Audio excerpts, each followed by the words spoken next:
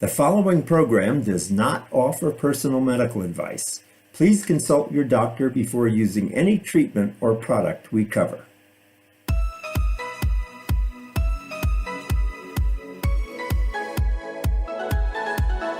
Welcome to Go to Health Media with your host, Jonathan Marks. We provide a welcoming environment where experts educate you on important health topics, answer your questions, and provide information from which you can benefit in consultation with your doctor. You can visit and subscribe to the show at gotohealthmedia.com. And now, here is Jonathan Marks. Hey everyone, welcome back. This is Jonathan Marks with Go to Health. Today, we're talking about sleep and sleep apnea. Every night, more than 54 million Americans living with obstructive sleep apnea, which is also called OSA, they stop breathing, exposing themselves to serious long-term health risks, which we'll learn more about. When untreated, obstructive sleep apnea can lead to stroke, high blood pressure, and heart disease. Unfortunately, the majority of people with OSA remain undiagnosed. A new national survey conducted by Apnimed revealed that OSA has major personal, social, and mental health effects too. For example, 2/3 of respondents say they're unable to be fully present with loved ones, and nearly 50% say they don't share a bed with their partner. OSA affects personal lives and can also affect work. 92% of the participants say OSA symptoms impacted their work in the last week. The Sleep Health Inquires on Needs and Emotions SHINE survey is the largest psychosocial sleep survey ever conducted, capturing responses from 1,500 Americans living with OSA. With us today to talk about this is Miranda Chappell Farley, who is living with OSA, and she has been on a journey with that for quite a while and will share her journey. We're also going to be talking with Dr. Seema Khosla. She's the medical director of the North Dakota Center for Sleep. She is board certified in internal medicine, pulmonary critical care, and sleep medicine. She's active with the American Academy of Sleep Medicine and has served on numerous committees. She hosts the AASM Talking Sleep podcast, which has had over 340,000 downloads thus far. She was awarded the AASM Excellence in Education Award in 2022. Welcome to the show, Miranda and Dr. Khosla. How are you today? Good. Thanks for having us. Thank you. Good. So, Miranda, let's talk first about your experience with obstructive sleep apnea. What was your experience? How long have you had it? And what has worked? What didn't work? Tell us your story. I was diagnosed with obstructive sleep apnea at 21, but my journey is actually much longer than that. I first started experiencing symptoms when I was a kid. I had friends complain during sleepovers about my snoring and also say that it sounded like I stopped breathing during the night.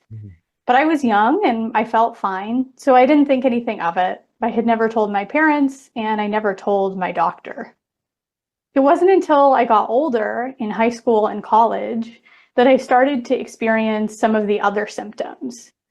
I had a hard time paying attention in class and remembering information that I was learning, despite putting in seemingly so much more effort than my peers. It wasn't until I accidentally fell asleep at the wheel of my car that I thought something was going on. Yeah.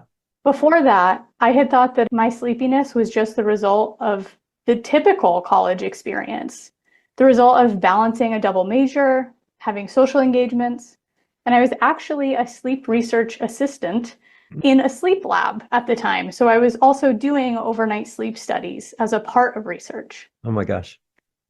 Yes.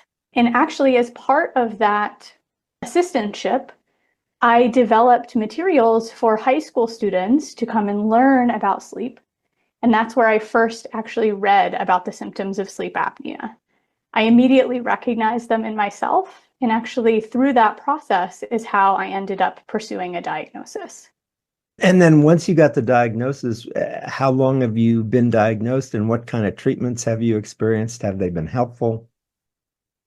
I was diagnosed at the age of 21, so it's been just a little bit under 10 years since I have treated my sleep apnea. I use my device every night, except for when I go camping, because naturally I cannot use it when I go backpacking or I'm in the wilderness. Right. And that has generally worked well for me. So, doctor, let me ask you now, what is obstructive sleep apnea and how common is it? It is incredibly common, but so underdiagnosed. We estimate 80% of people who have sleep apnea have not yet been diagnosed. When we look at all of the people that have diabetes and then we add in all the people who have asthma, the burden of sleep apnea is even higher than that. So it's very, very prevalent. When we look at what happens during the night with obstructive sleep apnea, our airway collapses. And so then our oxygen level falls and our carbon dioxide level goes up and our brain wakes up. So imagine having your airway start to close or close almost all the way multiple times every hour, multiple times through the night, every time you sleep. And did you say that this is coincident with diabetes and other? It can be, but even if we just look at how many people have it, the number of people that have it is more than all the people with asthma and all the people with diabetes. But you're right. If you have diabetes, you really should be screened for obstructive sleep apnea. And if you have obstructive sleep apnea, you really should be screened for diabetes. Oh, wow. Interesting. I didn't know that. Fascinating.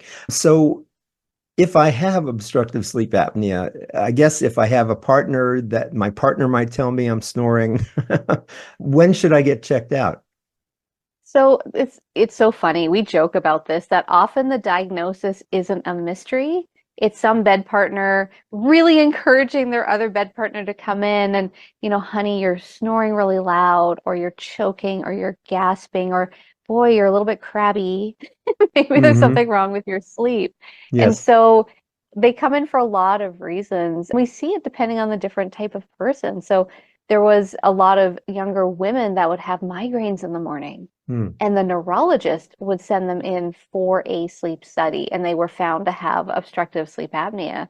So I think it really just behooves us to look, listen to our bed partners. If you don't have a bed partner, there are so many apps and gadgets and watches and wearables that are now really looking into this area where you can record your snoring. And you can use your gadget to see if maybe you are doing something in your sleep that maybe you should go see your doctor about. And what should clue me in, if I don't have a bed partner, what should clue me in that I should even be thinking about an app? A lot of the time, people will wake up with a really, really sore throat or a really dry mouth. Or like Miranda talked about, it was just really hard to clear the cobwebs in the morning. Maybe you're a little bit inattentive. In children now, the recommendation is before they get a diagnosis of attention deficit disorder, that we really should look at their sleep. Oh, really? Because kids aren't necessarily sleepy, they are hyperactive. Interesting. And then when we look at the SHINE survey results and we look at this really incredible emotional burden of obstructive sleep apnea, like Miranda talked about, half of people who have obstructive sleep apnea don't co-sleep with their bed partner because of obstructive sleep apnea. So I'm surprised about the demographics of this. Miranda mentioned having this. How old were you, Miranda, when you first started recognizing you had a problem? These sleepovers, these kids' sleepovers, how old were you? I was maybe 10 years old at that time, Wow. and I didn't get a diagnosis until I was 21 years old. And unfortunately, that long time to diagnosis is fairly typical. Wow, amazing. What ages, are there any differences in ages or ethnicity or race in terms of how many people have sleep apnea? What should we know about the demographics of this disease? Is it a disorder? It's a disorder. Yeah, and kids have sleep apnea. Even little babies that are in the NICU sometimes are on machines to help them breathe. Wow. Now, our threshold to treat a little one is much lower than for an adult. So for an adult, we really look for at least 5 breath holding spells an hour with some sort of symptom or other medical problem. So sleepiness or maybe some high blood pressure or something like that. But if you have 15 or more breath holding spells an hour, then those symptoms are less relevant. We look at this and we say, you know what, we really probably should treat this. And so we have different treatment options for adults and children, but there are more and more emerging treatments that are available for our patients. I think one of the things that has really made me think internally once I looked at the results of the SHINE survey is how incredibly high that emotional burden is. And it just broke my heart when I was reading about younger people felt misunderstood and had more anxiety. And that's such an important part of the equation, right? I think we have to be kind to our patients and kind to our colleagues at work. Like Miranda talked about how some people can't be present at work. I think it's really important for us to recognize the importance of sleep, but then also be willing to recognize that if there is a sleep disorder, that we really should go in and have it assessed. Good. So before we go on, I want to let people know where you can learn more about this is at the osasurvey.com. And OSA stands for Obstructive Sleep Apnea, but you can go to osasurvey.com. So Miranda, now that you've been diagnosed and treated, what's your life now? Is it improved? Is it the same? What kind of relief do you have now under treatment? My treatment absolutely changed my life. I credit it with giving me my self-motivation and vitality back. I found that after I started treatment, I was way more engaged in my classes. I even found them more interesting. And I actually went on to complete a doctorate, and now I have a PhD and I study sleep full time. Great. Wow. So Well, I that's credit wonderful. my treatment for helping me through that journey. Good boy. And you really turned that into a profession. That's wonderful. So what happens, and you can both answer this, what happens if I don't get treated or I don't get diagnosed? So what? So I wake up a few times a night and I'm tired and I'm grouchy. So what other health effects are there to obstructive sleep apnea? It's funny, you can link obstructive sleep apnea to just about every organ in your body. We had an ophthalmologist that was really good. He had a really good nose for sleep.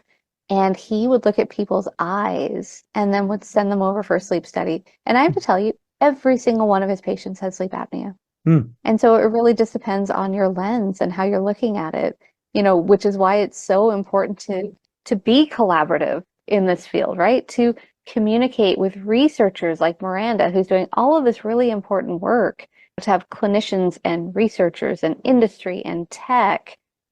Like if we're talking about the survey, they are looking at this problem we've had in the sleep world for a really long time, but they're looking at it through a different lens, where we've always sort of focused on heart disease and high blood pressure and stroke. They looked at the emotional burden of it. And then when I was reading what the respondents had said, it really struck me when people were worried that they may not wake up in the morning because of their sleep apnea. Wow. That one really resonated with me. What about you, Miranda? Absolutely. I mean, it's a major concern. And you're right. This survey highlights all of these other unseen aspects of sleep apnea beyond just the typical clinical endpoints. Got it.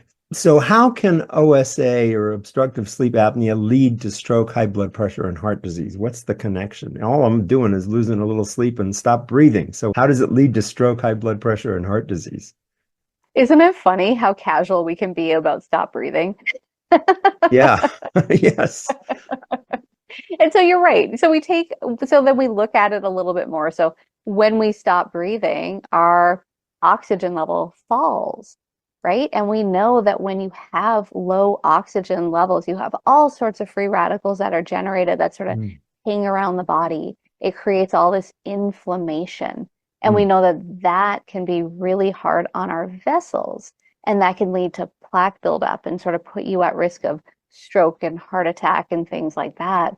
We know that even if we look at diabetes, if you control the sleep apnea, the sugar is easier to control. Wow. If we think about what happens when that airway closes, it kind of becomes fight or flight, doesn't it? Mm-hmm. Our body knows something's wrong. And so then you have this adrenaline surge at night. Mm-hmm. And so you're having all of these physiological changes at night that shouldn't be happening. And that can take a toll after a while. So that airway closing or almost all the way closing, and the oxygen level falling, and the brain waking up and kind of getting the lighter sleep and not as much of the deeper, sleep, or not as much REM sleep even. All of that can add up. We look at why we sleep. And sometimes it's hard to figure that out unless we look at what happens when we don't sleep, right? I think we're really good at recognizing in our children when they haven't slept well, when they're cranky and they cry all the time, and you're just, you get to the point where like, okay, yep, this kid needs to go to bed. We're not as good at recognizing that in ourselves, where we realize that we really do have to think about what's happening in our sleep. And certainly if we do have a sleep apnea issue, we really want to save our body from having all of that fight or flight all night and allow our bodies to actually rest and recover. It's important for our mental health. It's important for our memory. It's important for our immune systems. Wow, those are really some big symptoms that can come about with poor sleep. Miranda, can you tell us a little bit more about the work you're doing now that you have a PhD? What are you doing? Research? I am a researcher, yes, but I primarily focus on how sleep and other lifestyle factors interact to support memory and brain health. So not quite in the sleep apnea space, though, of course, it is absolutely an interest of mine for personal reasons. Yes. I think it's really important that we incorporate these lived experiences into these scientific spaces to really make progress. Wonderful. Good. So we've been talking with Miranda Chappell Farley. She's living with OSA, but she's also a PhD now in sleep studies. And we're also talking with Dr. Seema Khosla, who's the medical director at the North Dakota Center for Sleep.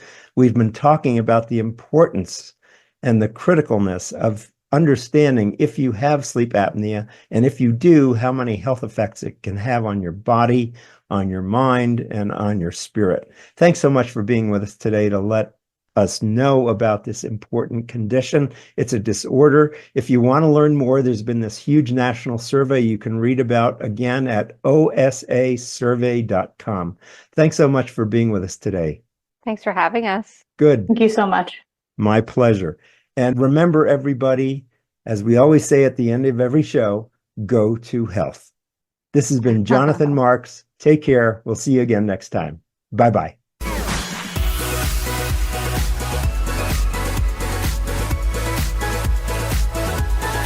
Thank you for tuning in this week to Go to Health Media. Be sure to join Jonathan Marks and another health expert next time. You can also catch the program on your favorite podcast platform. Until our next show, be sure to visit us on the web at gotohealthmedia.com and elevate your life.